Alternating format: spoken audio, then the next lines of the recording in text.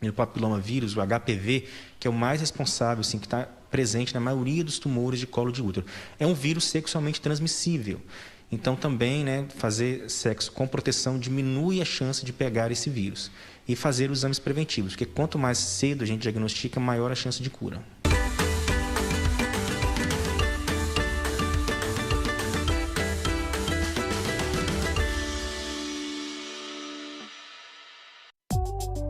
A seguir, TV Câmara, ao vivo.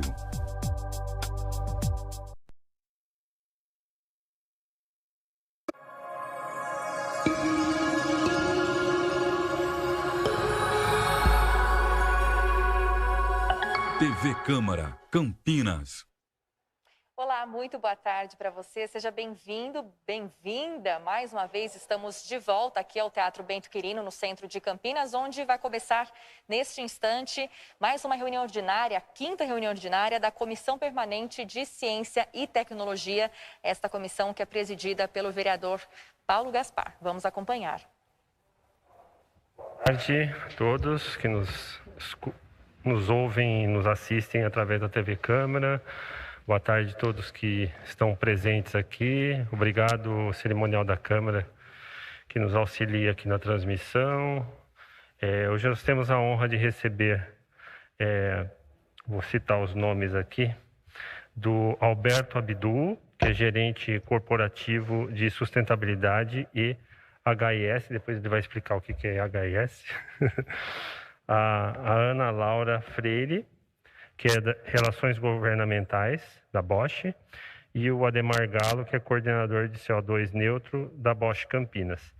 Então, nós ficamos felizes em que esses profissionais da Bosch do Brasil estão conosco hoje para falar sobre um grande projeto que eles têm de neutralidade de CO2 e também vamos falar de eficiência energética, enfim, eles vão apresentar os trabalhos que estão sendo feitos pela Bosch, essas contribuições a nível de sustentabilidade, de preservação do meio ambiente. E como é uma comissão de ciência e tecnologia, também temos a honra aqui de contar com a presença do nosso colega, vereador Rossini, que é presidente da Comissão de Meio Ambiente. Então, esse tema também diz respeito não só à ciência, tecnologia e meio ambiente, temos a honra de ter aqui a presença dele. Bom, eu já passo a palavra ao vereador Rossini para fazer uma breve apresentação e, na sequência, vou deixar à vontade para os três convidados de hoje fazerem a apresentação sobre os trabalhos que estão sendo feitos na Bosch Campinas, e depois, no final, a gente troca ideia, tira dúvidas. Esqueci de dizer que talvez através do WhatsApp haja possibilidade de interagir com o clube, com o grupo, com o público, não sei se existe essa possibilidade hoje do pessoal entrar no chat do YouTube lá e mandar pergunta, não, né? Tá. E agradecer também a Adriane e o Matheus aqui por estarem nos prestigiando. Então, nosso colega Luiz Carlos Rossini. Bem, primeiro cumprimentar o vereador Paulo Gaspar, né, presidente da Comissão de Ciência e Tecnologia, pela iniciativa. Eu acho que é importante trazer para a Câmara experiências daquilo que está acontecendo, inclusive no mundo empresarial, que pode servir de referência até para aprimoramento de políticas públicas, incorporar nas práticas do município, né? Cumprimentar o Alberto, a Ana, a Ademar, da Bosch, que vieram aqui fazer esse relato de experiência. E como o vereador Paulo Gaspar disse, hoje não dá para pensar em sustentabilidade ambiental sem a presença da base tecnológica, né, da inovação tecnológica, que tem contribuído tanto para os processos de gestão, mas também para aprimoramento, enfim, dos processos de produção, né? A tecnologia, muitas vezes, ajudando a você preservar o meio ambiente, diminuir o uso de recursos naturais. Então, acho que tem tudo a ver. A Comissão de Meio Ambiente está presente por isso. Eu acho que aqui pode também apontar caminhos para a gente, talvez, levar isso para outras áreas da cidade. Vamos acompanhar. Muito obrigado, Rossini. Então, fique à vontade, Ana Laura. Vou testar aqui, tá funcionando? Bom, boa tarde. Em primeiro lugar, eu gostaria de agradecer em nome do Grupo Bosch o convite aqui da comissão, em especial aos senhores vereadores. Vou apresentar um pouquinho sobre o Grupo Bosch para vocês, inclusive porque, pegando um pouco da fala do vereador, o nosso DNA é muito baseado na tecnologia para a vida. E, além disso, né, nós somos uma empresa alemã que visa muito a tecnologia para melhorar a qualidade da vida das pessoas e auxiliar a conservação dos recursos naturais. Então, um pouco dos nossos números globais para vocês, no próximo slide. Eu só vou ver se está acompanhando o slide certinho aí. Pode passar no dos números já. Obrigada. É um pouco do nosso portfólio, né, da tecnologia para a vida. Pode ir para o próximo. Bom, então a Bosch Global em números, né? Nós faturamos em 2021 mais de 78 bilhões de euros em vendas globais. Somos mais de 400 mil colaboradores pelo mundo, 440 subsidiárias, empresas regionais em mais de 60 países. Pode ir para o próximo. Então, um pouco dos nossos números em pesquisa e desenvolvimento, que é uma empresa completamente comprometida com o aspecto de P&D. Mais de 6 bilhões de euros investidos em pesquisa e desenvolvimento em 2021. Mais de 76 mil colaboradores trabalham em P&D, incluindo 38 mil desenvolvedores de softwares. E estamos alocados em 128 localidades para essa área específica de pesquisa e desenvolvimento. Próximo. Um pouco para vocês, então, da Bosch América Latina. Em 1924, a gente iniciou as nossas atividades aqui na região. Temos atividades em 10 países, aí pulverizados entre escritórios de vendas, unidades produtivas, serviços e P&D. Aí um pouco só para vocês verem, né, as nossas plantas aqui da região, aí em Brasil mais especificadas, né, Campinas, Itatiba, Sorocaba, Curitiba. Pode passar. E os nossos números América Latina, né, que são relativos a 2021, nós tivemos mais de 35% de incremento, né, de crescimento e mais de 9 bilhões de reais em vendas na região. Nós somos 10.500 colaboradores aqui na Bosch América Latina e 806 milhões de reais de investimentos em P&D na região e digitalização. Próximo. Um pouquinho para vocês aí, para conhecer um pouco mais da Bosch, mas nós temos divisões de negócio específicas, né, soluções para mobilidade, que aí ocupa 58% do nosso faturamento, é focado no portfólio de soluções para mobilidade. Temos tecnologia industrial, energia e tecnologia predial e bens de consumo. Na área de soluções para mobilidade, então, a Bosch é uma das líderes globais do segmento automotivo, com um vasto portfólio aí de hardware, componentes eletrônicos, soluções de sistemas e serviços para os tipos de veículos e powertrain. E nosso objetivo ainda com essa divisão é tornar a experiência da mobilidade mais segura e sustentável. Em tecnologia industrial, nós somos pioneiras no campo da indústria conectada, então a Bosch é fornecedora líder de software, sistemas e componentes para várias aplicações de produção e de logística. Energia e tecnologia predial, então a gente tem um vasto portfólio de produtos, sistemas e serviços inteligentes, tanto para gerenciamento de negócios, quanto para áreas comerciais e eficiência de residências. E por fim, na área de bens de consumo, então, a gente atende tanto a indústria quanto o usuário doméstico, né, e profissionais do comércio, com o negócio de ferramentas elétricas, eletrodomésticos, produtos e serviços inteligentes, conectados que economizam recursos para casa e para construção e reforma. Aqui na América Latina, pensando um pouco nas peculiaridades da região, então a gente tem novas áreas e modelos de negócio, de atuação. Eu vou trazer aqui um exemplo para vocês, né? Agricultura digital e tecnologias agrícolas inteligentes, pensando aí no potencial da América Latina. Tecnologia para gerenciamento de frotas, soluções e serviços digitais, por exemplo, monitoramento de câmara de cadeia fria e também um serviço de call, que é para monitoramento de aviso de emergências. Soluções para mineração, também aí pensando no potencial da região. E indústria 4.0 com monitoramento de ferramental. Aí um pouquinho do que depois será mais tratado com profundidade. A nossa jornada até a neutralidade de carbono começou lá em 1973, quando foi publicado o primeiro Guia de Proteção Ambiental da Bosch. E em 2020, a Bosch alcança, então, a neutralidade de carbono em todo o mundo. Um pouco também para dar para vocês das nossas principais conquistas nos últimos anos, então aonde, que caminhos, que direções estamos indo nessa tecnologia para a vida.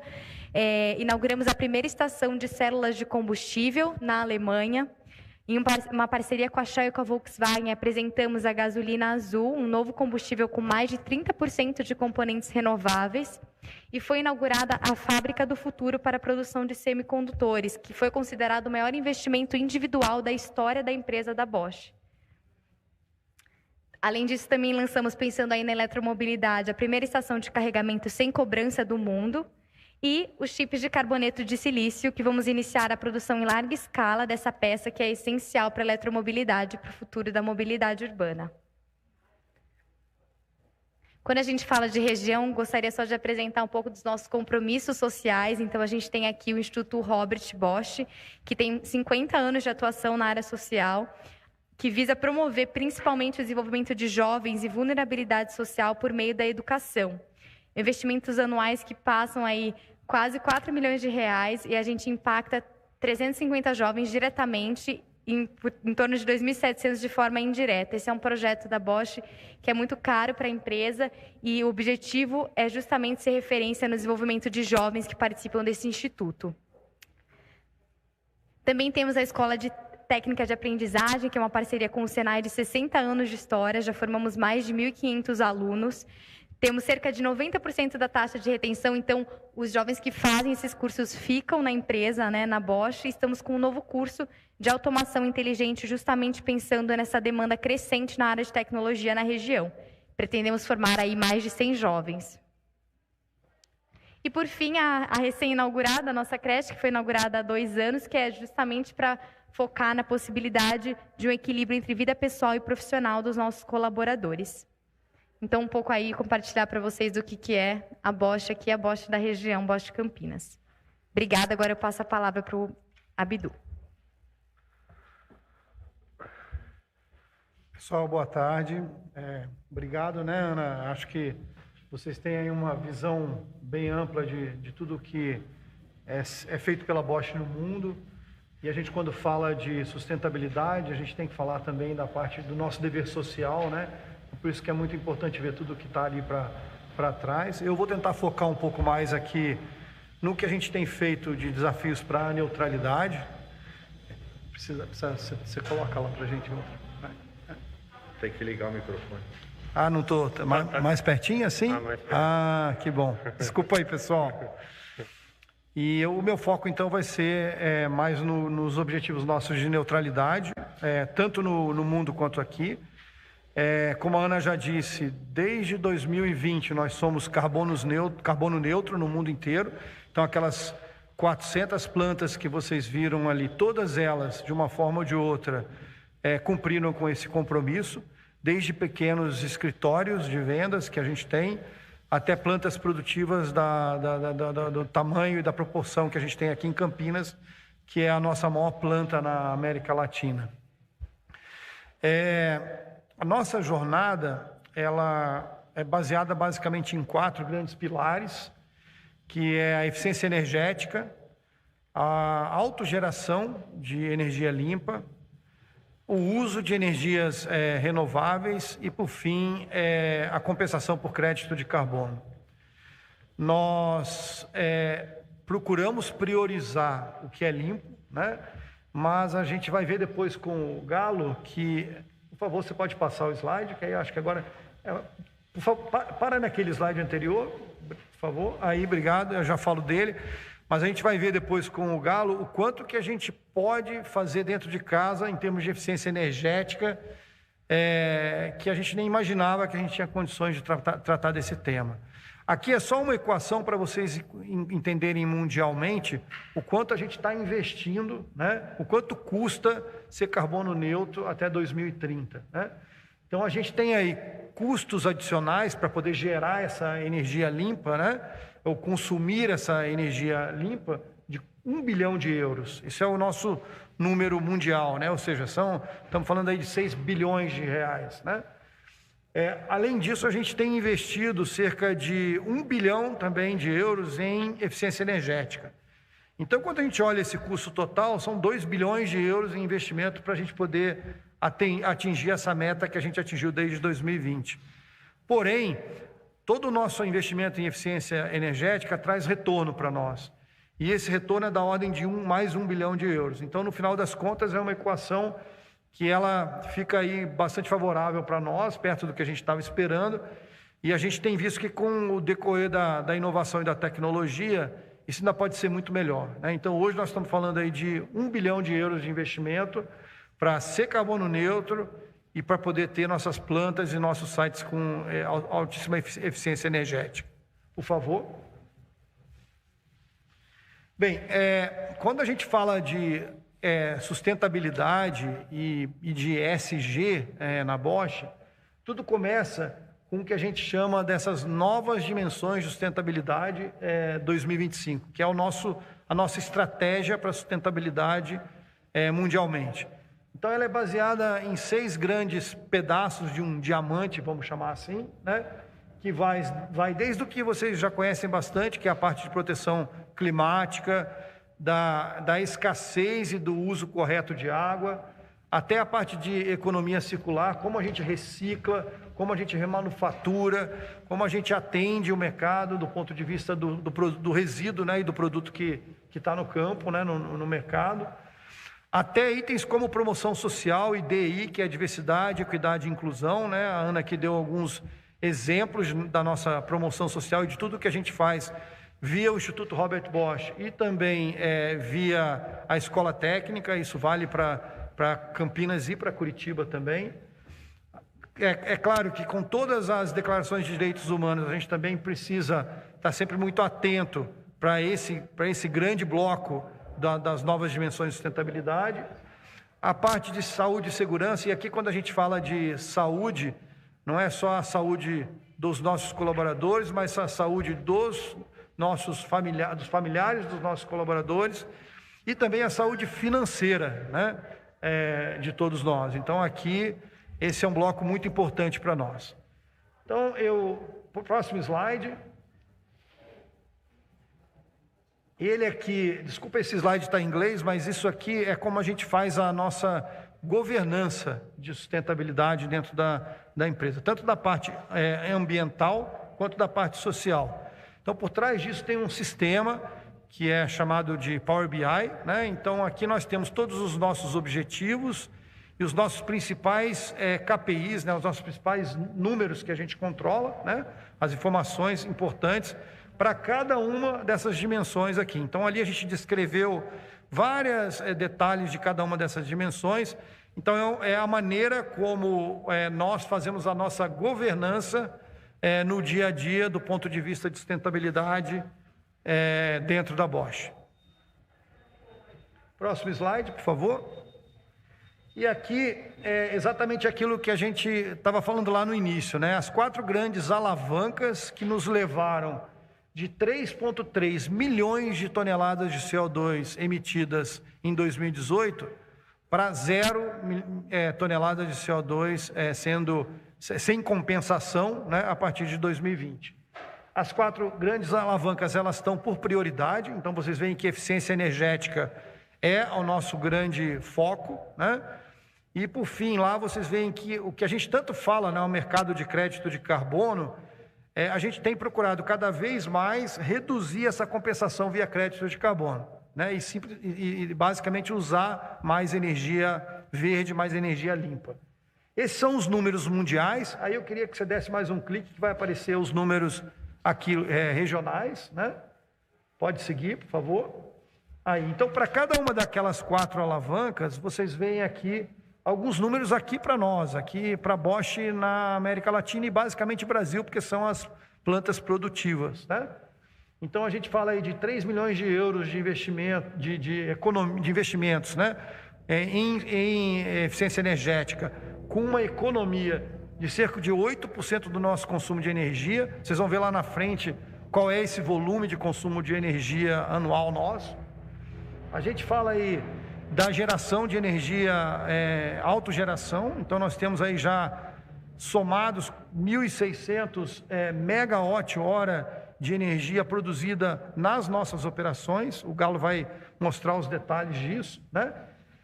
A gente tem a nossa compensação via compra de energia verde. Então, vocês veem aqui que 258 mil megawatt-hora de energia é compensado via o que a gente chama de I-RECs, são os certificados internacionais de energia renovável. E isso aborda praticamente 85% de toda a compensação que a gente faz para ser carbono neutro. E por último, como eu disse, sobra um resíduo, né, que a gente precisa compensar via créditos de carbono, que são 15%. Por favor, próximo slide. Aqui é um pouquinho diferente do que a Ana mostrou. Aqui são os sites onde a gente já tem todo o comitê e todas as iniciativas de neutralidade de carbono. Porque, claro, tem sites muito pequenos, com 15 representantes comerciais e tudo mais dentro de um condomínio, que esse não faz sentido a gente pensar em neutralidade de carbono, porque a gente precisava do apoio do condomínio para fazer isso. Então, isso também é uma iniciativa que a gente tem alavancado, mas a nossa prioridade são os nossos sites próprios, né? E sites produtivos.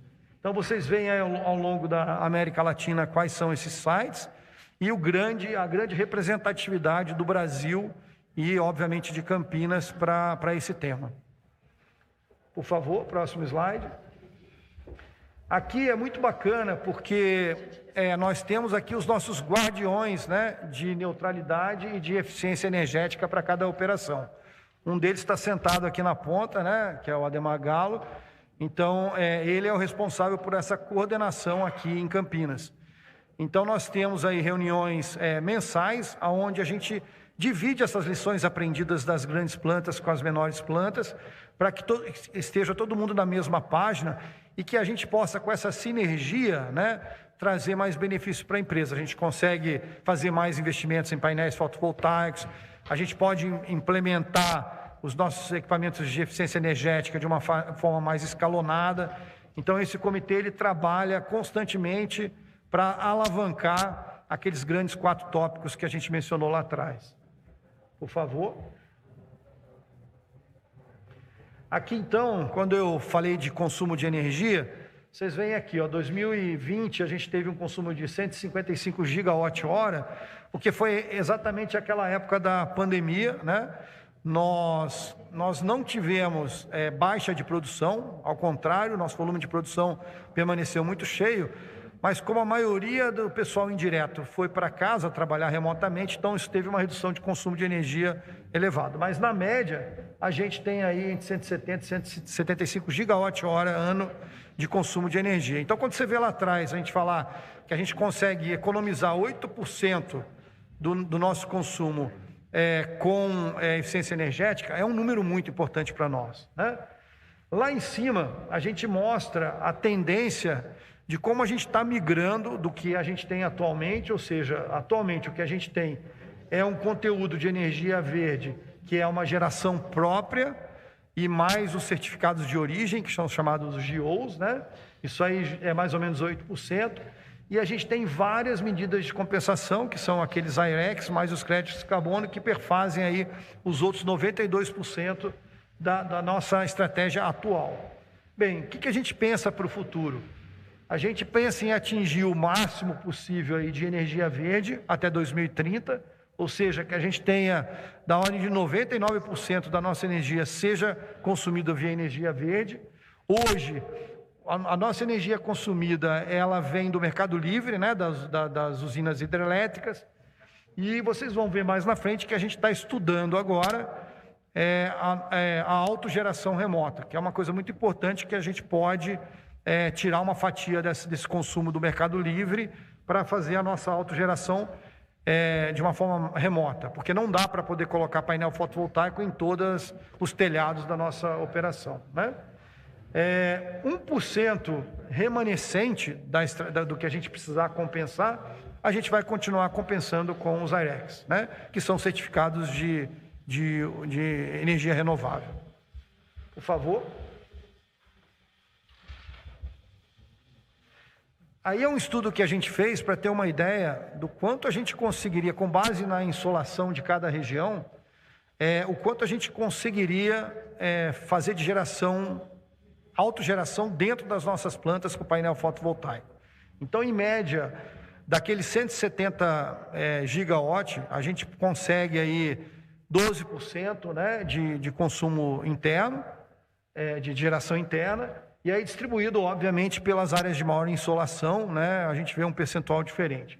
E aqui são alguns dos projetos que a gente, o dimensionamento, para a gente ter uma ideia de quanto a gente conseguiria cobrir os telhados com os painéis fotovoltaicos, e o Galo vai detalhar isso depois para nós. Próximo.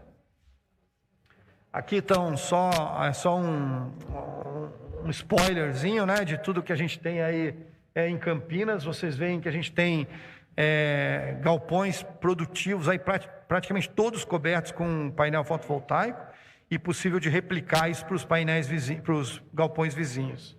Próximo. Esse é só para ter uma ideia de que o conceito de painel fotovoltaico é muito bacana. A gente pode fazer de tudo quanto é maneira. Aqui no cantinho esquerdo, embaixo, vocês veem os painéis, isso é na entrada da portaria lá da Bosch Curitiba. Então não precisa estar em cima de um galpão, de um prédio e tudo mais. A gente consegue, e do lado ali, aqui toda aquela área é a área do centro de treinamento lá de Campinas e do acesso dos nossos colaboradores na portaria também com os painéis fotovoltaicos. Bem, falar um pouco de autogeração remota, né? O conceito de geração remota. Então, o conceito é basicamente que você tem a oportunidade aí de ser um autoprodutor de energia, né? Uma pessoa física, jurídica, ou uma empresa reunida em consórcio. E a gente tem essa autoprodução, ela pode estar localizada próximo de você ou ela pode estar remota, né? A gente pode ter fazendas de energia eólica, fazenda de energia fotovoltaica, híbrida, né? Isso tudo é possível. E o excedente dessa energia pode ser comercializado, né? Então, se a gente gerar 200 gigawatts e precisar consumir 170, esses 30 a gente tem de alguma forma uma oportunidade aí de comercializar, né? Bem, então você tem uma exportação de energia para o sistema interligado, que a gente chama de grid, né? E na outra ponta, alguém consumindo essa energia, que no nosso caso são as nossas operações aí. Por favor, o próximo. Durante um ano, no ano passado e até o início desse ano, nós fizemos aí vários estudos com uma empresa de consultoria em energia remota, em autogeração, e chegamos basicamente chegamos a 7 cenários, né, Galo? E aí a gente tirou 3 desses 7 cenários. Um cenário que é um cenário que a gente chama SPE, né, que é uma sociedade para fins específicos, e seria como se a gente pegasse alguém que realmente conhece do mercado e a gente investisse nessa usina. Então, nós seríamos proprietários dessa usina, 50, 60, 40, o que for, né?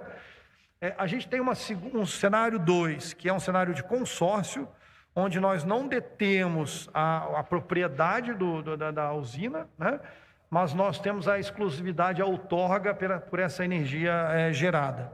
E, por fim, a Bosch investindo 100% numa usina eólica, uma usina hidráulica ou uma usina híbrida, aí, fotovoltaica, o que for.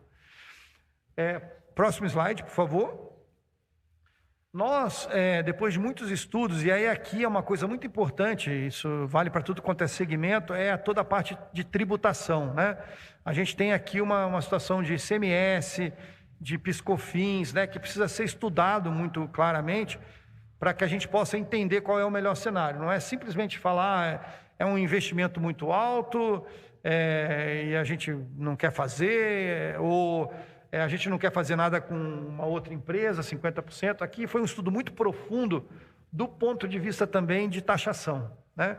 Porque isso traz para nós um retorno muito importante. Bem, com base no estudo técnico, com base no estudo de taxas, de impostos, e também com base no estudo de ganhos e perdas, né, do nosso investimento, nós chegamos à conclusão de que nos dias de hoje o melhor é o consórcio, né? Ou seja, nós temos a outorga por usar uma energia, a gente define o quanto a gente quer consumir de energia, mas uma empresa especialista no ramo é que vai gerar essa energia para a gente de uma forma remota. O que quer dizer isso? Não é o nosso business, o nosso negócio principal, o nosso core business, é gerar energia, né? Então, dessa forma, a gente chegou aí para aquela alavanca 2, né, que a gente chama lá de New Clean Power, né, nova energia limpa, né? A gente chegou a esse cenário, é o que a gente está estudando para o futuro. A gente tem contratos aí de energia até 2024, 2025, e a gente pensa em atuar nesse sentido, ou seja, que a gente possa gerar de uma forma remota a nossa própria energia limpa, né, e com garantia de origem. Ok? Próximo slide. Bem, para finalizar, eu deixo aqui alguns links que levam ao nosso relatório mundial de sustentabilidade, né? Esse relatório foi publicado agora em maio. Ele tem detalhes e números muito interessantes e projetos muito interessantes que são especificados. E o próximo slide também, um pouco mais de como nós enxergamos o ESG, né, a sustentabilidade do ponto de vista de governança e do ponto de vista do pilar social, e também algumas iniciativas nossas do ponto de vista de sustentabilidade. Eu passo agora a palavra para o Galo, ele vai focar agora em Campinas, para vocês verem quanta coisa bonita está acontecendo aqui na nossa cidade. Obrigado, pessoal.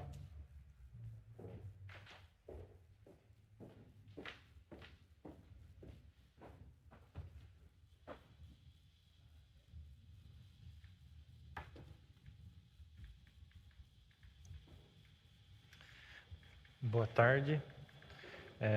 Obrigado pelo convite, né, mais uma vez. É muito interessante a gente estar aqui no comitê sobre tecnologia, né, e o slogan da Bosch é tecnologia para a vida, então faz todo sentido, né, a gente apresentar todo esse trabalho realmente prático que a gente tem feito aí dentro da nossa unidade, tá? Ok. Então, eu vou apresentar para vocês todo o nosso trabalho realizado, tá? Por favor, próximo slide. A gente trabalha junto com todas essas bases de programas aí do Conserva com Você. Tá ligado? Tá bom. Dentro do programa Conserva com Você, que é um programa de sustentabilidade, né, da Bosch Campinas, a gente tem algumas bases aí que são a eficiência energética, redução da geração de resíduos, consumo consciente da água, a economia circular e o CO2 neutro, né? E aí no CO2 neutro a gente tem alguns pilares, como a gente já comentou aí, que são os que nos auxiliam em toda essa neutralidade das emissões geradas pelos nossos processos, né? Próximo slide. E aí a gente trabalha com os 4 pilares para a neutralidade. Como fazer isso, né? Aumentando a nossa eficiência energética, gerando a nossa energia renovável, usando a energia verde e compensando as emissões de CO2 com créditos de carbono. Então, para aumentar a nossa eficiência energética, pode ir passando, por favor. A gente fez aí alguns projetos, né, como iluminação externa, substituição de lâmpadas para lâmpadas LED. Aí tem um exemplo, né, de eficiência energética que é fazer o mesmo com menos. Então, a gente tinha lâmpadas vapor de sódio com uma potência altíssima e que não tinha uma eficiência tão boa na parte de luminância. Quando a gente faz a troca por lâmpadas LED que tem uma potência mais baixa, a gente vê um resultado muito mais eficaz, né? Muito mais eficiente. Próximo. Aqui também a iluminação das áreas Fabris, né? Dentro dos prédios Fabris, a gente trocou 100% da iluminação por lâmpadas LED. Então ali você vê um corredor da área de almoxerifado com várias lâmpadas fluorescentes. Hoje a gente tem 4 luminárias ali que são LED, que fazem a iluminação. Na área Fabril nós tínhamos lâmpadas vapor de sódio que, além de ter uma iluminação não tão eficaz, não tão eficiente, também tinha a dispersão de calor, então acabava incomodando, né, os nossos colaboradores. Então, a lâmpada LED, além de ser mais eficaz, mais eficiente, ela tem também, uma lâmpada fria, né, que não tem aquecimento. Próximo. A parte de geração de ar comprimido, que é um dos grandes vilões aí do nosso site, porque os compressores, eles são grandes consumidores de energia elétrica, né? Então, nós fizemos a substituição por modelos mais eficientes, que consomem menos energia, que dentro da própria formação do fabricante já indica que nós temos um sistema mais eficiente no mercado, com inversores de carga e alívio, e painéis também que foram reformados aí, buscando, né, a automação, sistemas mais que consumam menos energia, né? Próximo. E aqui a nossa parte de geração de energia renovável, né? Então, a gente fez um estudo de autogeração, onde vimos todos os potenciais dentro dos nossos prédios, né? Porque não é só instalar placas solares, a gente precisa ver se o edifício aguenta, né, o peso dessas placas, né? Aí um exemplo, uma visão, né, da nossa usina, são 2.240 placas solares instaladas num telhado de 11 mil metros quadrados. A gente tem algumas áreas aí que não tem placas, é devido ao sombreamento, né, que você tem que evitar na hora de fazer a instalação desses módulos. Nós geramos 1.400 megawatt-hora no ano, e isso equivale a 2% do nosso consumo. Nós temos grandes consumidores de energia, então o nosso consumo é em torno de 60 GB anual, e a gente está falando aí de 1.400 megawatt-hora no ano, que dá apenas 2%, com toda essa usina que parece ser tão grande, né? Fazendo um comparativo, é como se a gente alimentasse 390 casas de 300 kWh, tá? Fazendo um comparativo com residência. A energia verde, a gente buscar as fontes de energia renováveis, né? Então, nós temos um contrato dentro do Mercado Livre, onde a gente compra energia diretamente de uma hidrelétrica. Isso faz com que a gente garanta, né, a nossa neutralidade de carbono na geração. Porque as fontes não renováveis, né, elas esgotam, né, os recursos da natureza. Então, a gente acaba prejudicando o meio ambiente com isso. E a gente sabe que na nossa matriz energética a gente tem energia nuclear, termoelétricas, né, outras fontes de energia que comprometem aí o meio ambiente. E para garantir, né, que a nossa energia venha de uma hidrelétrica, a gente faz a aquisição dos I-RECs, que são certificados de origem, né, que garantem que 100% dessa energia que chegou até o nosso site vem dessa termoelétrica. Isso é um acordo auditado pelos órgãos públicos da ANEEL, tal, para certificar que realmente a gente está comprando energia verde. E as compensações de CO2 a gente faz através das compras do crédito de carbono. Nós temos a Solpoly, que é uma multinacional aí, homologada mundialmente pela Bosch, né, para aquisição dos créditos de carbono. Ela trabalha com mais de 700 projetos aí. Por favor, volta um pouquinho. Ela trabalha com mais de 700 projetos de ação climática no mundo, né? E aqui no Brasil, o crédito de carbono é o reflorestamento de áreas, né, que permitam aí a conservação de florestas, né? Então, a gente tem algumas ações dentro da Solpoly lá no Acre e na fazenda no Grande São Paulo e também no Peru com fogões ecológicos. E como a gente adquiriu a certificação, né, do CO2 neutro, né, para 2020, nós fomos atrás também de uma certificação para a ISO 50001, que é a gestão de energia, que um dos focos da gestão de energia é você contribuir com o meio ambiente e emissões de gases. Próximo. Então, a ISO 50001 é uma norma internacional que define as condições necessárias para as empresas e organizações implementarem um sistema de gestão de energia, né? Então, ela já existe desde 2011.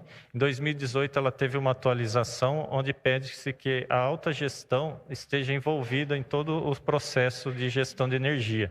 Então, é onde a alta gestão consegue recursos, acompanha os objetivos e metas para que isso seja alcançado. Então, a gente já tem isso implementado lá há muito tempo, né, que sempre a autogestão avalia como que a gente está fazendo os nossos projetos. A gente tem, junto com o CO2, esse investimento de 1 bilhão de euros, né? Então, isso a gente tem recursos próprios para a gente investir em eficiência energética, que nos traz muito ganho, né? Então, a gente vê algumas empresas que têm que buscar recursos em empréstimos em banco ou chamadas públicas, né? E nós já temos essa verba interna que nos auxilia nessa parte de investimento aí, que é um lado bem positivo aí com relação ao que a gente vê no mercado hoje, né? O próximo. Próximo. Então, como que a gente faz? Né? A gente faz um planejamento, né? Dentro da ISO, pede-se que se trabalhe dentro de um PDCA, né? Que é o plano, né? Onde a gente estabelece metas de eficiência energética com alta gestão. O DO, né? Que é gerenciar e assegurar que a eficiência energética. Então, a gente trabalha junto com o Comitê de Energia. A gente monitora o desempenho dessas melhorias através de medidores conectados a uma plataforma de energia. E a gente define sobre os investimentos com projetos de eficiência energética. Então, a gente trabalha dentro do PDCA. Próximo. E para trabalhar nisso, a gente tem um comitê de energia. Então, o comitê diretivo da empresa participa, então a alta gestão está participando com a gente. Eu estou ali na parte de coordenação. Depois nós temos o SGE, que é o Sistema de Gestão de Energia, que são algumas pessoas ligadas diretamente ao consumo de energia. O time de manutenção, porque a manutenção precisa garantir que os equipamentos estejam em perfeitas condições para que eles não consumam mais energia do que o necessário. A própria produção, né, tem a participação dela em algumas ações. A parte nossa de engenharia, onde desenvolve máquinas de própria produção, né? Então, essa parte de engenharia já pensa nas máquinas que consumam menos, como se fosse aquele selo Procel que a gente tem no governo, né? Que você tem o equipamento que é classificado como A pelo Inmetro, é um equipamento mais eficiente, o equipamento E é o menos eficiente. Então, a gente procura trabalhar com equipamentos que realmente consumam menos energia. E temos também o departamento de compras, que faz a aquisição dessas máquinas, o pessoal de meio ambiente, né, que contribui com a gente, e aparece ali também o restaurante, porque, quer queira ou não, é um dos grandes consumidores, né? A gente tem câmeras frias para manter os alimentos, tem equipamentos, né, fritadeiras elétricas, fornos, que acabam consumindo também bastante energia dentro da nossa unidade. Próximo. E aqui são alguns dos nossos indicadores, né, para fazer toda essa gestão de energia, né? Então, nós temos uma linha de base energética, onde é o nosso histórico de consumo. Então, a gente vê quanto que a gente consumiu no ano anterior e a gente vai acompanhando mensalmente o consumo da nossa energia, para ver se está dentro do plano, se a gente está atingindo a meta, se a gente não está ultrapassando essa nossa linha de base, que ela é tão importante dentro de uma gestão de energia. O USE, né, que é o uso significativo de energia, nós avaliamos todo o nosso site e mapeamos quais são os grandes vilões, né, quais são os equipamentos que têm a maior potência, que consumam mais energia elétrica, né? Então, a gente precisa saber quais são esses equipamentos para a gente procurar e fazer as melhorias necessárias para que eles trabalhem com consumo menor. E para ter todo esse sistema de gestão, a gente precisa ter um manual de como que ele funciona, né? Então, essa OT1A131 é o nosso... Então, aqui nós trocamos, em 2020, mais de 6 mil lâmpadas dentro do nosso site, aquelas iluminação fabril, iluminação externa. Fazendo um comparativo, mais uma vez, com residências, a gente fala em torno de 1.300 casas, né? Um consumo de 1.300 casas num ano. Então, era muita energia que a gente acabou economizando. Para vocês terem ideia, em 2020, a nossa redução do consumo de energia é o equivalente ao consumo de um mês. É como se nós pagássemos apenas 11 contas de energia dentro de um ano, de tanto que a gente conseguiu economizar com os projetos de eficiência energética. Foi o ano de pandemia, mas também foi o ano que a gente mais investiu em eficiência energética, a gente conseguiu a neutralidade, a gente conseguiu a certificação da ISO, então foi um ano bem desafiador. Próximo. Aqui, para a gente fazer uma gestão junto ao time de produção, né, que eles que são os grandes... o pessoal operacional da fábrica, né, a gente trabalha com o shutdown management. O que é isso? Né? É o desligamento das máquinas em horários que não tem produção. Então, a gente tem uma rota definida junto com o time de manutenção, que a gente chama de manutenção produtiva total, o TPM. Eles identificam os equipamentos com etiquetas verde, amarela e vermelho. Dá mais um... uma avançada, por favor, que vai aparecer as etiquetas, obrigado. Então, ali a gente tem as máquinas identificadas com essas etiquetas. Então, a máquina com a etiqueta verde, o operador já sabe que ele pode desligar o equipamento. A máquina com a etiqueta amarela, ele deixa a máquina em stand-by, ele desliga a máquina parcialmente. E máquinas com as etiquetas vermelhas são aquelas que a gente não pode desligar. Às vezes é um forno que, se eu desligar no final de semana ou numa parada de produção, para eu retomar a temperatura, chegar à temperatura que precisa para trabalhar, a gente vai perder muito mais tempo e vai consumir muito mais energia. O que a gente faz no caso, por exemplo, do forno? A gente diminui a temperatura em 50% do valor. Isso garante que depois, numa retomada de turno, em pouco tempo o forno já está com a temperatura necessária para o trabalho. Então, é praticamente um investimento zero. A identificação do equipamento, uma análise técnica e operacional, se realmente o equipamento pode ser desligado ou não, e com isso a gente ganha-se muito com um investimento praticamente zero. Próximo. Ar comprimido, como eu falei do compressor, é um grande consumidor de energia. A gente também tem grandes desperdícios com a geração de ar comprimido. Mangueiras com vazamento, algumas conexões que se afrouxam. Então, a gente precisa avaliar esses equipamentos, né, se realmente está desperdiçando energia, porque o ar comprimido não é grátis, né? Ele tem todo o compressor ali, que é o grande consumidor, que está trabalhando para gerar o ar, né? Então, nós fazemos uma análise com o equipamento de ultrassom. Isso daí nos permite avaliar se tem vazamento nos equipamentos com a fábrica trabalhando. O operador da manutenção autônoma, que é um funcionário já mais treinado com base em manutenção, ele consegue identificar esses microvazamentos com esse equipamento de ultrassom, colocar uma etiquetinha amarela ali que identifica para a manutenção que aquilo é um vazamento de ar comprimido, e o técnico consegue, de forma mais precisa, consertar aquele vazamento, eliminar aquele desperdício.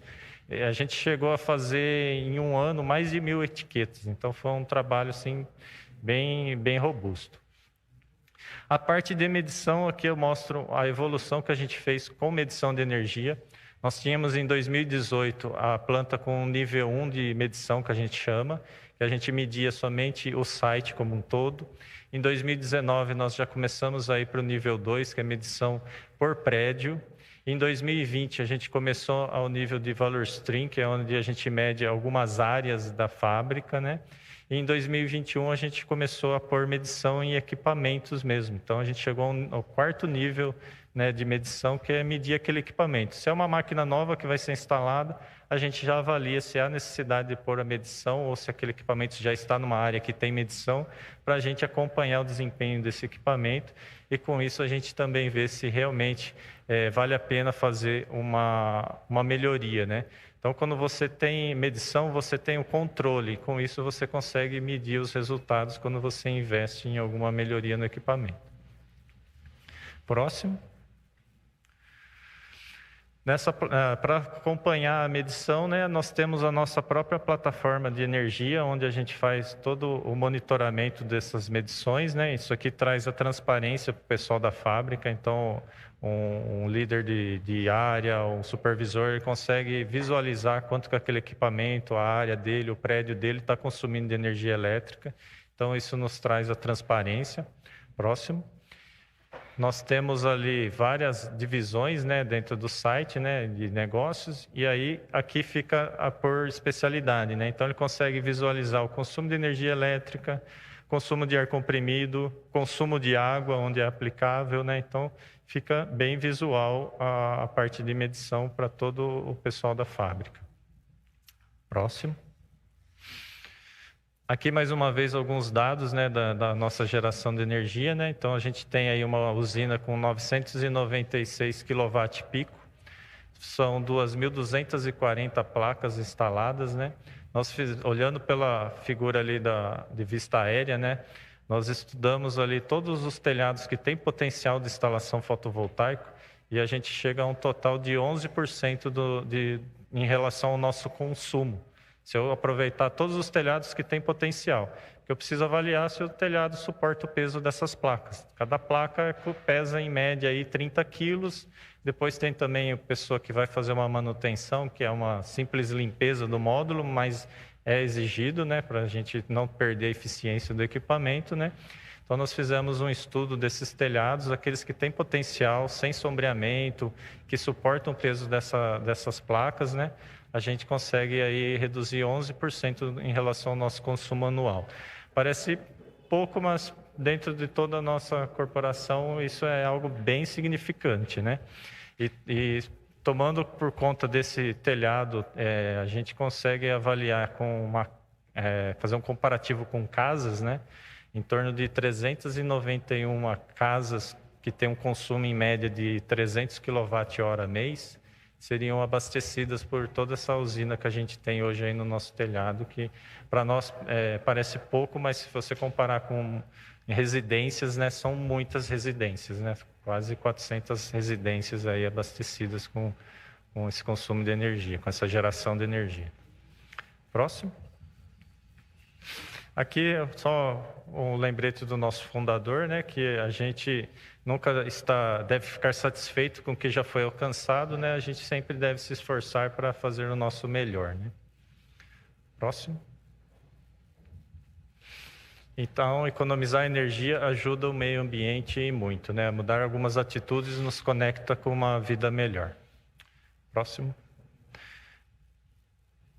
Obrigado. Fica aqui alguns canais de comunicação nas nossas redes sociais, né? Tanto o site, LinkedIn, Facebook, Instagram e YouTube. Obrigado, pessoal. Muito bom. Agradeço aí a exposição dos temas. Ana Laura, é impressionante aí saber o trabalho social que a Bosch desenvolve através do seu instituto, né? E também capacitando mão de obra, pelo que eu me lembro, vocês falaram que uma retenção de 98%, 92%. Uma retenção de 90% desses jovens treinados ficam na Bosch. Chega ali a quase 3 mil, né, que vocês citaram. Então, assim, fantástico, né? Além de ser uma empresa que gera emprego, ela também trabalha pela inclusão e pela capacitação dos jovens. Então, trabalho fantástico para a sociedade, né? E também aí o nosso amigo Alberto fez uma exposição bem ampla e somando aí com esqueci o nome, com o Ademar. São tantas perguntas que vêm que a gente não sabe nem qual pergunta primeiro. Mas já tem uma pergunta aqui da Cris Oliveira. E eu queria... Bom, deixa eu apresentar aqui as duas, a Jaqueline e a Érica, que chegaram depois. Obrigado pela presença aí. E eu gostaria de fazer a primeira aqui, depois o Rossini, não sei se já tem algumas aí também, e depois a gente coloca da Cris e o público também. Sobre as placas solares, eu sou arquiteto, eu tenho uma certa familiaridade com as residências, né? Disse que quando você instala um equipamento numa residência, em 5 anos você paga o investimento, né? Eu não sei se a proporção em relação à indústria é a mesma coisa ou não. E também, um segundo aspecto da pergunta seria, vocês têm 11% de geração de energia através das fotovoltaicas, né? Ou seja, 89% é comprando energia verde, né? Através do Mercado Livre e também créditos de carbono, né? Até que ponto é válido você investir nesses 11% para gerar esses 11%? Ou se você, não vale a pena comprar energia total e não investir nisso, ou não, vamos investir. Se a gente tivesse um território para ter usinas com células fotovoltaicas, todo o meu terreno, teoricamente, é interessante do ponto de vista financeiro e deixar de comprar energia verde, ou tem uma equação aí? Não sei se eu consegui. Sim. Passar. Posso. Assim, quando a gente fala, né, do sistema fotovoltaico, a gente tem que tomar um certo cuidado, porque ele vai gerar energia somente durante o dia, né? Então, a gente tem que ter um sistema, a gente chama de híbrido, né? Que você tem interligado com a sua rede, para que você possa estar trabalhando no período que não tem energia ou em períodos que esteja chovendo, né? Para não ter esse problema. Como nós temos, como eu disse, o próprio investimento, né, é feita uma série de análise desses potenciais de geração com relação ao retorno do investimento. Então, a gente tem algumas regras para melhorias em máquinas, regras para trocas de iluminação, né? E para sistemas fotovoltaicos, a gente tem ali uma regrinha do payback que trabalha-se até 16 anos de retorno de investimento. É viável se investir em instalação do sistema fotovoltaico. Por que tem é um período maior, né? Os módulos, eles têm uma vida útil, né? Eles ficam em contato com o tempo ali, então tem um desgaste natural das placas de silício com o sol, com a chuva, com o vento, né? Então, com 25 anos de vida útil, que é o que o pessoal fala que começa, já vai, ano a ano já vai se perdendo uma porcentagem de eficiência, mas tem uma vida útil aí em torno de 25 anos esses módulos solares. Então, não compensa você ter uma usina que tenha um retorno de investimento a mais de 16 anos. Então, esses projetos que a gente fez, olhando pelo nosso consumo de energia, pelo valor que a gente paga pela energia, que também não é tão alto em relação a uma residência, a gente está no mercado livre e aí você conseguir negociar com qualquer fornecedor o preço, né? Isso é uma grande vantagem. A gente está em torno de 11 anos o payback dessa primeira usina que a gente fez. Então, se tornou muito atrativo. Tá? Acho que responde a primeira pergunta. E a segunda parte é se até que ponto é vantajoso você investir nessa usina, apesar de ela ter esse payback de 11 anos, mas se eu comprar só energia verde e não investir na usina, financeiramente é interessante? Ou se eu tivesse espaço para aumentar a capacidade dessa usina, em vez de 11% para atingir 50%, é interessante do ponto de vista financeiro, comparando a compra de energia verde limpa com você ter a usina. Sim, seria bem interessante se a gente conseguisse gerar 100% da nossa energia com todo o potencial de instalação do nosso site. Vamos dizer assim, se eu aproveitasse todos os telhados ou áreas verdes ali sem utilização, né? Seria bem interessante porque ela tem um retorno, como eu falei, que é significativo. E pelo custo que a gente está tendo, né, da nossa energia, né, que vem tendo aumentos por conta da crise hídrica, né, tarifas, né, das bandeiras, né, que acabam afetando diretamente a compra de energia, né? Então, o valor que eu paguei para o meu contrato de 2023 até 2025, eu fiz isso há 2 anos atrás. Então, a partir de outubro desse ano, eu já tenho que começar a pensar na compra de energia de 25 para frente, que aí a gente já está vendo de ter nossa própria usina.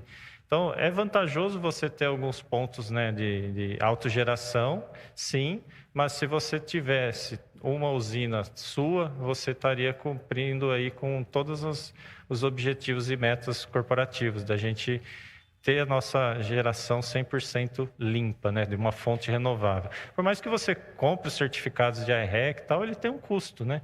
Então, eu pago barato na minha energia, mas eu tenho que comprar o certificado que garante a origem dela. Então, ele tem um custo adicional, né? E já tem alguns clientes nossos que já falam que daqui a alguns anos eles não vão mais aceitar o I-REC como uma neutralidade, que eles vão querer que realmente a energia seja verde, né?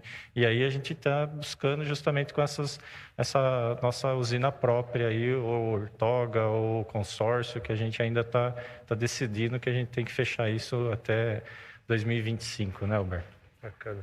Antes de passar para o Rossini, só respondendo a pergunta do Alberto, a gente recebeu aqui, eu lembrei, 2 empresas, a 2W, que trabalha com venda de energia limpa, e a BYD, que trabalha com painéis fotovoltaicos. Foi as 2 primeiras e depois a gente foi uma sequência de coisas e quando você perguntou, eu não recordei.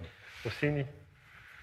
Primeiro, parabenizar aí, né, pelo que a Bosch tem feito. Até por ser uma empresa alemã, eu acho que atende muito a diretrizes da própria Alemanha, né, de perseguir esse modelo de sustentabilidade. Seria legal se você pudesse falar assim, ó, a Bosch tem plantas no mundo inteiro, América Latina, no Brasil, né?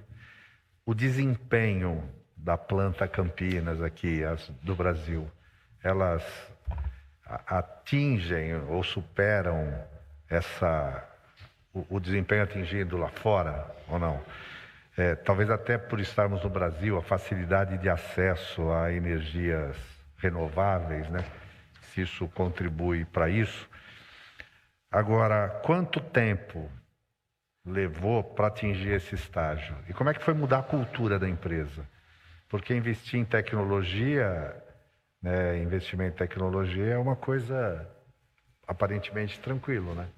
Mas investir na capacitação, na mudança de mentalidade, os funcionários, os colaboradores da Bosch incorporaram isso.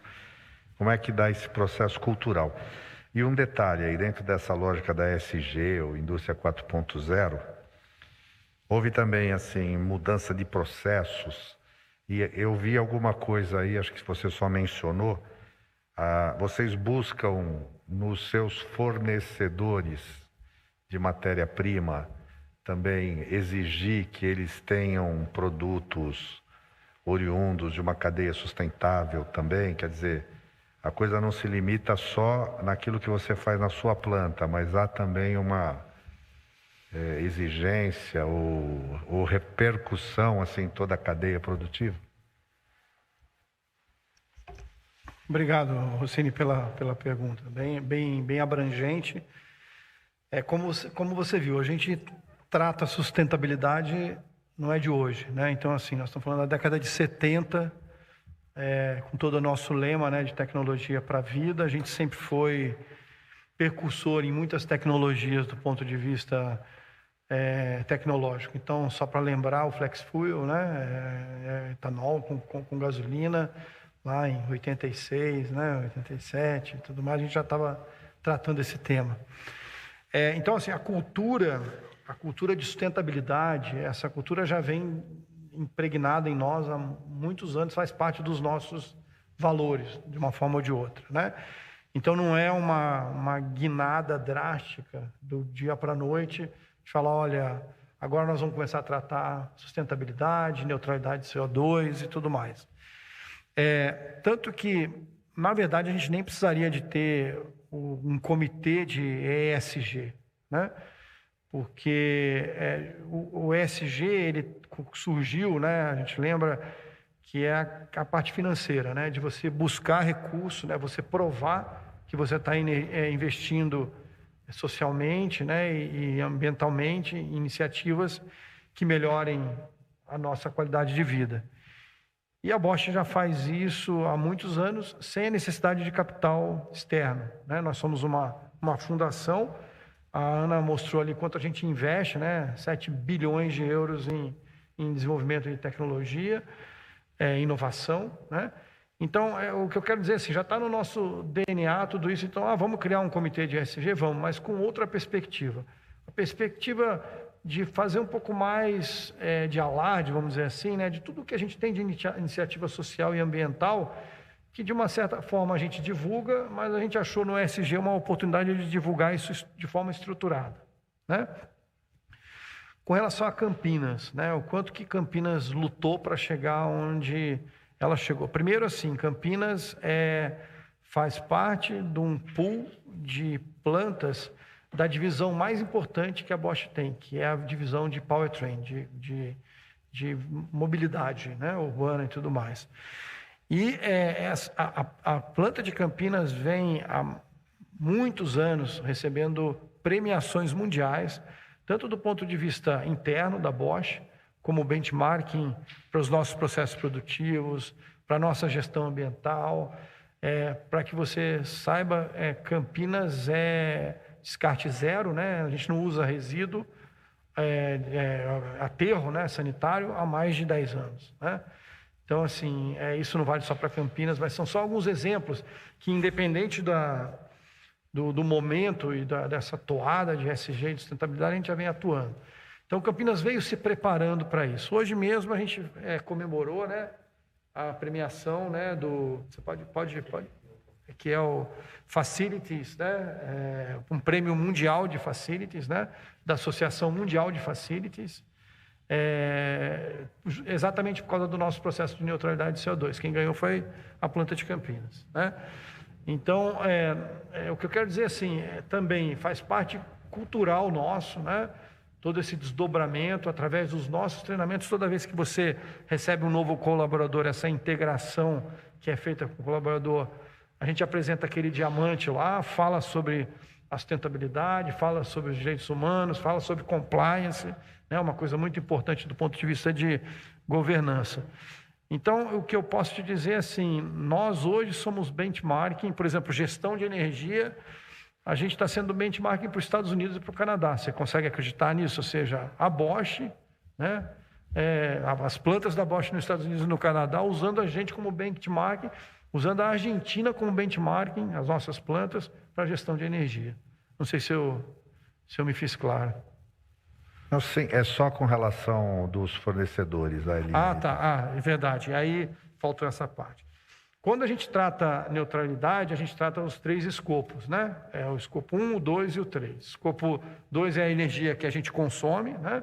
Escopo 1 é tudo que a gente tem de energia indireta, combustível, que a gente consome diretamente e tudo mais.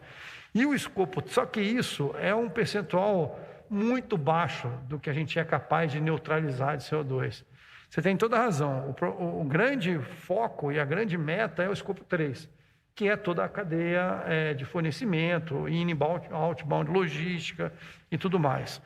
Então, a gente sim está trabalhando com os nossos fornecedores. A gente tem o nosso departamento de compras corporativo mundial, que está totalmente ligado conosco nessa pegada, nesse projeto, essa jornada de neutralidade de CO2.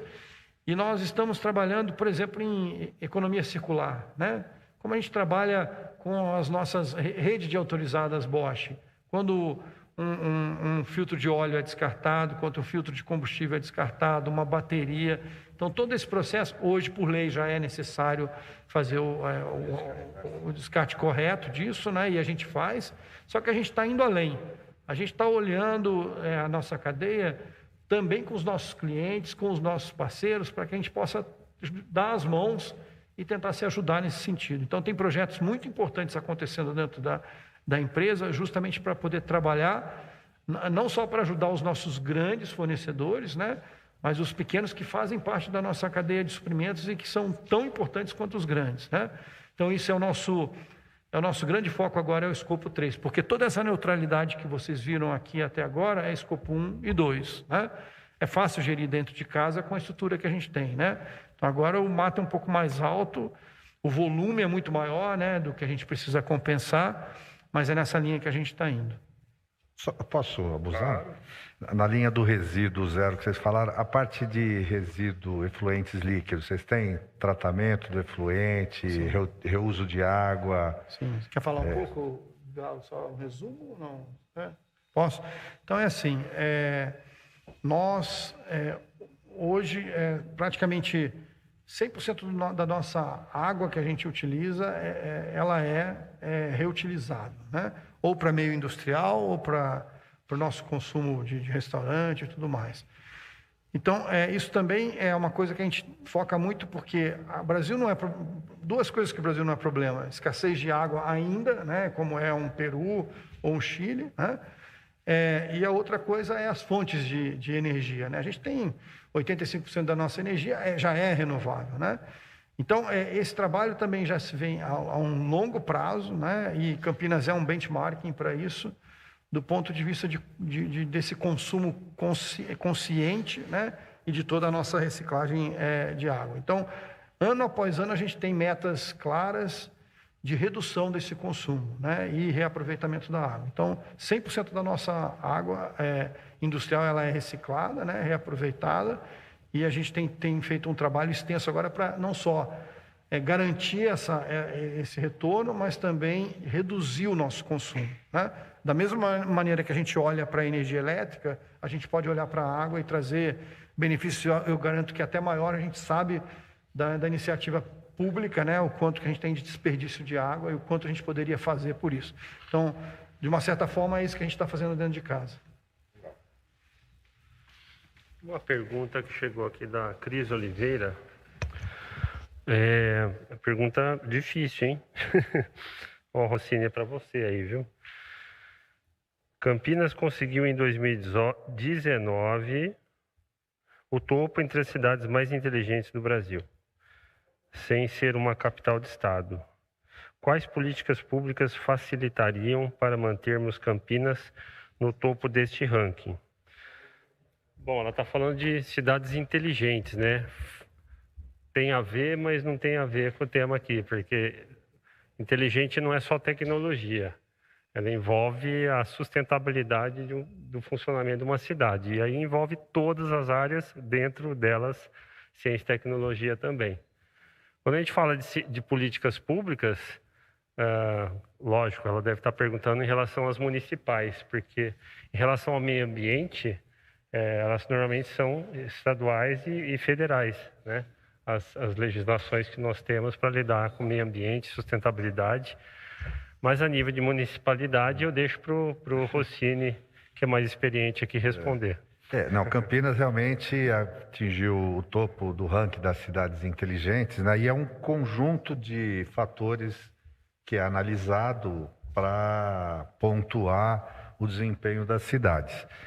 Vai desde o processo que inclusive de tratamento de resíduo, o sistema mecanizado que a gente tem de coleta, a eficiência do transporte coletivo com utilização ou do biodiesel, ônibus elétrico, a incorporação de tecnologia também dentro dos processos administrativos. Hoje, há várias secretarias da prefeitura que estão eliminando o processo de papel, né? Quer dizer, você poder fazer processo, aprovação de planta, alvará, tudo de forma digital.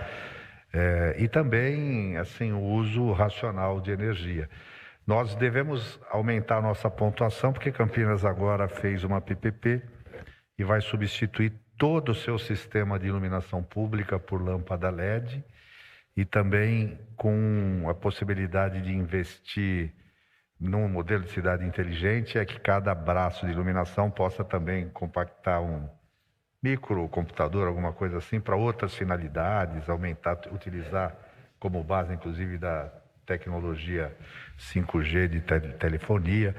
Enfim, é um conjunto de iniciativas que a prefeitura tem feito. Foi, inclusive, recentemente remodelada a Secretaria de Desenvolvimento Econômico, incorporando o desenvolvimento econômico e tecnologia, né? Criando um departamento específico para que Campinas possa ser, a prefeitura também indutora de políticas públicas ou de legislação que estimule, né, empresas e outros setores também a entrar nessa onda aí de desenvolvimento tecnológico. Mas acho que muita coisa tem sido feito, mas é um processo, a gente ainda tem alguns passos a dar nessa área. Não sei se respondi, mas é o que eu acho agora. É por aí, e por esse motivo a gente também abriu a frente parlamentar aqui na Câmara para discutir diferentes aspectos aí, como o Rossini falou, questão de mobilidade urbana, importantíssima, né? Como que o cidadão se locomove dentro da cidade de forma eficiente e com sustentabilidade, né? E isso implica a gente rediscutir todas questões de zoneamento, como que você vai ocupar os espaços urbanos, questão do adensamento e da verticalização, e aí a gente entra em temas bastante polêmicos e que vai exigir um debate intenso da sociedade para a gente ir aprimorando, né? Existe muito preconceito ainda, muitos... vou dar um exemplo básico aí. Você vai, por exemplo, na região ali do Barão Geraldo, é um exemplo típico, mas isso acontece na cidade toda, em qualquer lugar do Brasil. Se você falar que você vai implementar ali um condomínio vertical com diversas torres de edifício, o pessoal vai entrar em pânico, né? Porque ali é uma região que deve ser preservada, quem chegou primeiro não quer que aumente o trânsito, que aumente o fluxo de pessoas, que vai trazer mais violência para o local, etc, etc. E a gente vê que o mundo está caminhando no sentido contrário, né? A gente tem que abrir mão, começar a pensar abrir mão do carro, pensar em morar num local e você poder fazer tudo a pé ao redor dele, o ideal seria em 15 minutos, lá como estão querendo planejar em Paris, né? Então, você morar num lugar onde tudo ali esteja à sua volta, ou seja, quanto que você não economiza de energia, né? E para a gente aprender a conviver com um grande volume de pessoas tão próximas de nós, a gente também precisa reciclar nossos conceitos, nossa cultura, nossa forma de... né? E até hoje não, com a era do automóvel, a gente cada vez mais quis se isolar, morar cada vez mais distante, e hoje tudo isso está trazendo um impacto grande, custo de combustível, uma série de coisas. Tudo isso tem a ver com a discussão da cidade, do plano diretor, com o zoneamento, com a forma como que a Campinas que nós queremos para o futuro, para os nossos filhos, etc., né? Então, tudo isso tem a ver com cidades inteligentes. Então, essa Câmara tem um trabalho importantíssimo, sempre teve, mas cada vez mais os desafios são maiores. Eu acho que dentro do tema de hoje a gente deu para explanar bem o pioneirismo, a importância da Bosch que tem para Campinas, para o Brasil, quase 100 anos de vida, né? 98, que maravilha. O que vocês estão pensando para os 100 anos de Bosch aí? Algo especial ou não? Eu queria só dizer que Campinas, para nós, é um cartão de visita quando a gente quer buscar investimento e tudo mais. Vocês viram ali as vocações, né, da nossa região e tudo mais. Então, toda vez que vem um dos nossos altos executivos, agora em agosto está previsto a vinda de mais um deles, a gente procura focar nessas vocações. Então, as melhores universidades, né, se eu não me engano, 3 das melhores universidades do mundo estão aqui na região, né? Todo esse polo de tecnologia, o polo de startups, vocês têm visto a nossa mudança, pegando aí o gancho na sua pergunta, do nosso modelo de negócio. Vocês conheciam a Bosch por causa de peças automotivas, né, e ferramentas elétricas. Você viu o quanto a gente falou aqui de tecnologia, semicondutores, olhar a vocação do mercado, né? Então, esse é o nosso grande... Se a gente pensar em como a gente vai comemorar todas essas vitórias, efetivamente usando esses polos que a gente tem, onde a gente está situado, e da mesma maneira que eu falo de Campinas, eu falo de Curitiba, né? Que é um outro grande exemplo, né? Isso é que a gente está buscando. Então, a gente está buscando trazer esses profissionais. A própria Ana disse aí o quanto de gente boa tem nas escolas técnicas e em toda a formação que nós estamos dando para esses profissionais, e que eles no futuro estejam aqui sentados representando a Bosch como nós aqui hoje estamos, né? Então, eu acho que essa região é uma região pujante, que a gente tem uma oportunidade gigante de vender toda essa competência, né, que nós temos na região, para apoiar as empresas e apoiar o capital humano, que vai ser o capital do futuro daqui, né, da nossa próxima rodada de mais um centenário, aí, vamos dizer, né? Com certeza, né? E o fato de estar em Campinas e Brasil, né? Você imagina, né, Rossini? A criatividade que eles têm que ter para se manter aqui 100 anos a nível de Brasil, com toda a política que nós temos, né? Com todos os desafios, os altos e baixos, e se manter aqui e ainda acreditar no Brasil e colocar planos para o futuro. Então, fantástico. A gente sabe que alemão é exigente. Agora, da mesma forma que a Bosch, até para atrair investimento, mostra o cenário de Campinas, né, a potencialidade de Campinas, certamente como Campinas, para mostrar o seu potencial, mostra também indústrias como a Embrosch aqui instaladas, né, porque também é uma referência. As duas complementam e dão esse sentido de vocação, né, de uma região próspera, né, que tem essa preocupação com a sustentabilidade, que investe em tecnologia, inovação. Acho que é uma mão dupla. A cidade ganha com a presença da Bosch aqui, e a Bosch também ganha em estar numa cidade como Campinas, né? Acho que é muito bom. Muito bem dito, Rossini. Então, eu vou passar para a Ana Laura se despedir, se quiser falar alguma coisa a mais. Depois vocês dois e a gente encerra. Só queria agradecer novamente o convite, é um privilégio estar aqui. A cidade está funcionando, né? Tá. A cidade de Campinas é mesmo muito querida para a Bosch, assim como Curitiba, né? Mas Campinas a gente tem aí esses representantes que estão sempre dispostos também a dialogar conosco, então o convite é um privilégio. E a gente espera que a gente possa dialogar muito ainda no futuro, pensando nessa sustentabilidade. Cada vez mais vai exigir do público e do privado aí uma união e uma discussão conjunta. Então, muito obrigada, senhores vereadores. Obrigado, Ana. Ademar? Mais uma vez, muito obrigado pelo convite. Fica aqui também um convite para vocês conhecerem a nossa unidade lá, né? Ver os nossos projetos, né? Fisicamente lá, o que a gente fez. Foi apresentado alguns aí, mas tem outros projetos que estão em andamento já esse ano, né? A gente está ampliando ali a instalação fotovoltaica ali. A gente vai ter mais o telhado ao lado daquele que já temos, né? Então vai ser bem bacana e é uma área que a gente consegue ter acesso, né? Não precisa ter nenhum equipamento de proteção individual ali, a gente tem uma escada de livre acesso, vai se tornar um ponto turístico ali, né? Então a gente convida vocês para irem lá conhecer também, fica aberta aí as nossas portas e mais uma vez obrigado pelo convite aí para a gente expor os nossos trabalhos. Obrigado, Ademar. Alberto? Bem, eu queria agradecer aos meus colegas, né, a Ana e o Galo, que toparam esse desafio de vir comigo aqui hoje. Vocês veem que a gente fala com muita paixão, né, de tudo o que a gente faz, porque realmente é reconhecido mundialmente, tudo o que tem sido feito aqui na região do ponto de vista de sustentabilidade, né, e neutralidade, e as nossas campanhas sociais e tudo mais. Contem sempre conosco, né? Agradecemos demais aí a oportunidade de estar aqui. Falar de tecnologia é o nosso DNA, né? Então, sempre que precisarem, contem conosco. E convite estendido aí para vocês lá nos visitarem, tá bom? Obrigado, uma boa tarde a todos aí. Com certeza a gente vai, né, Rossini? E aí você agora? Vamos. Eu conheço muito a Bosch, mas mais de jogar futebol lá. Já frequentei muito clube, já joguei muitas vezes contra o pessoal da Bosch. Tem uns times bons lá, mesmo nessa idade, viu? 60 lá.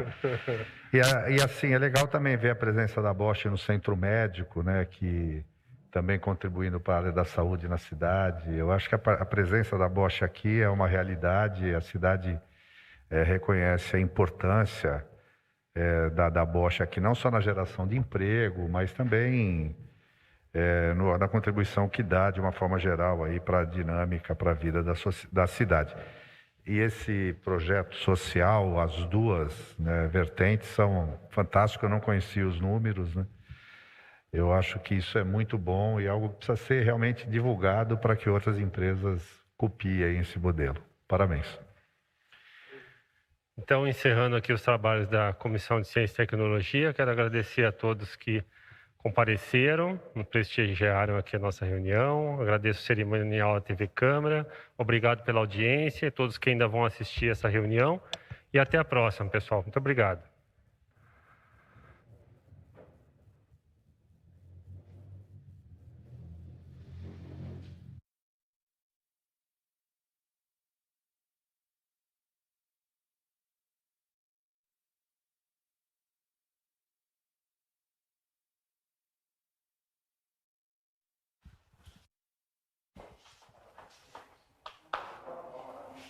Estou aqui ao vivo, ao lado do vereador Paulo Gaspar, que preside a Comissão Permanente de Ciência e Tecnologia. Vereador, boa tarde. Nessa que foi a 5ª reunião ordinária da comissão que o senhor preside, vocês trouxeram um case específico, de uma empresa específica, né, que é incorporada por Campinas, para falar de soluções frente a esse mundo que precisa de soluções sustentáveis. Era essa a intenção dessa reunião?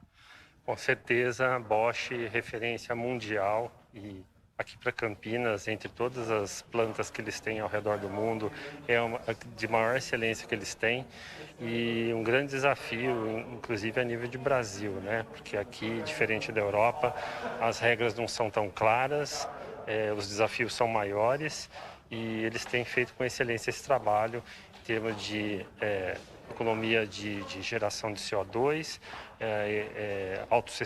autossustentabilidade energética, né? Então, foi apresentado aqui diversos projetos que eles estão realizando, uma indústria de placas fotovoltaicas que são responsáveis por 11% do gasto de energia que eles têm.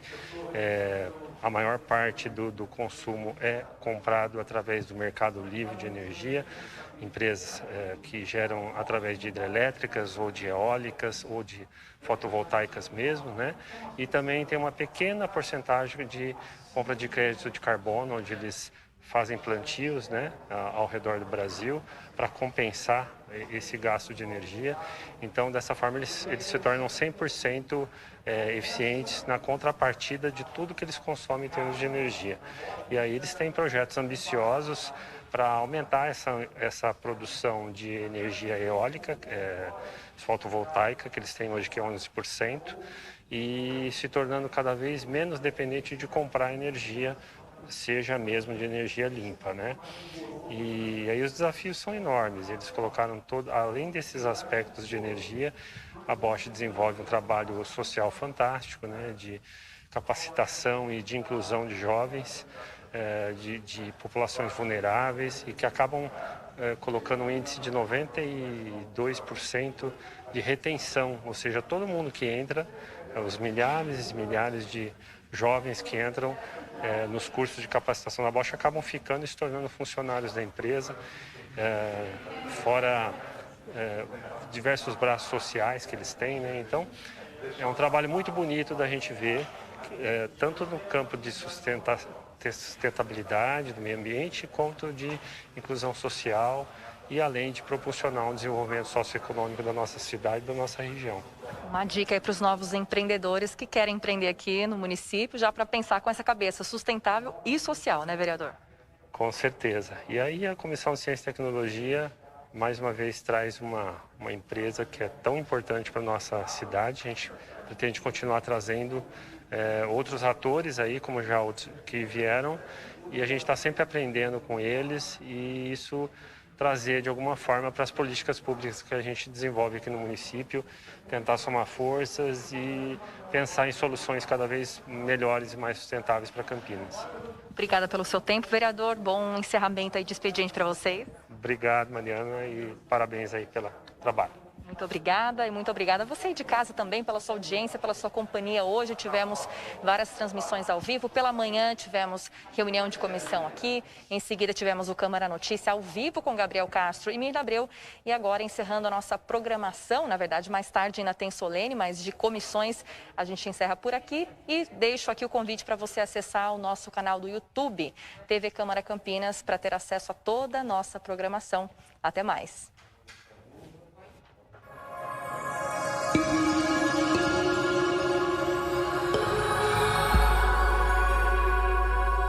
TV Câmara, Campinas. O presidente da Comissão de Política Social e Saúde da Câmara Municipal de Campinas convoca, nos termos do regimento interno do Legislativo, a 31ª audiência pública, que será realizada no dia 30